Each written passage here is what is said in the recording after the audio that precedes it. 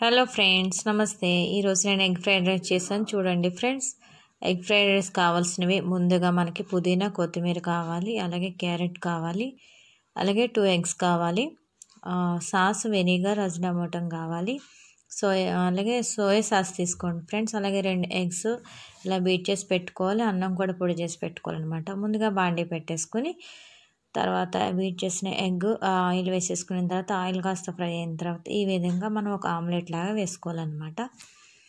అది కొంచెం అటు ఇటు ఫ్రై అయిపోయిన తర్వాత చిన్న చిన్న పీసుల్లాగా గరిటతోనే చేసేసేయాలి. చేసిన తర్వాత చూసారు కదా ఫ్రెండ్స్, ఆ విధంగా మంచిగా ఎగ్గుల ఆమ్లెట్ లాగా అయిపోయిన తర్వాత దాన్ని చిన్న చిన్న పీసుల్లా కట్ చేసి వేసేసి తర్వాత అప్పుడు దాంట్లో మనం ముందుగా కరివేపాకు అలాగే కొంచెం అంత అల్లం వెల్లుల్లి కూడా వేసేసి ఫ్రై చేసుకోవాలన్నమాట బాగా.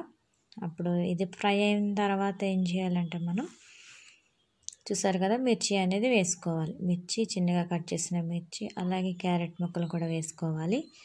ఈ విధంగా అవి వేసేసిన తర్వాత కొంచెం అంత ఫ్రై అయిన తర్వాత పుదీనా, కొత్తిమీర కూడా వేసుకోవాలి. పుదీనా, కొత్తిమీర వేసిన తర్వాత పొడి చేసి పెట్టుకున్న రైస్ మనం ఆ ఎగ్ ఫ్రై అయిపోయిన దాంట్లో వేసుకోవాలన్నమాట. ఈ విధంగా వేసేసిన తర్వాత అందులోనే కొంచెం అంత కారము, అలాగే కొంచెం అంత ఉప్పు, సరిపడా ఉప్పు వేసేసి అలాగే అజినోమోటో కూడా వేసేద్దాం. అదే నిమ్మప్పు ఉంటుంది కదా, అది కూడా వేయాలి. వేసిన తర్వాత కొంచెం sauce, vinegar, soya sauce, vinegar కూడా వేసేసేయాలన్నమాట. ఈ సోయా సాస్, వెనిగర్ వేసిన తర్వాత బాగా రైస్ని కలుపుకోవాలి గరిటతో. కలిపిన తర్వాత కొంచెం సేపు ఫ్రై అవ్వాలన్నమాట. ఫ్రై అయితే ఎంతో రుచికరమైన ఫ్రైడ్ రైస్ మనకి రెడీ అయిపోతుంది. ఓకేనా ఫ్రెండ్స్, చూస్తారు కదా, రెడీ అయిపోయింది ఎగ్ ఫ్రైడ్ రైస్ అనేది. నా వీడియో చూసినందుకు థ్యాంక్ యూ.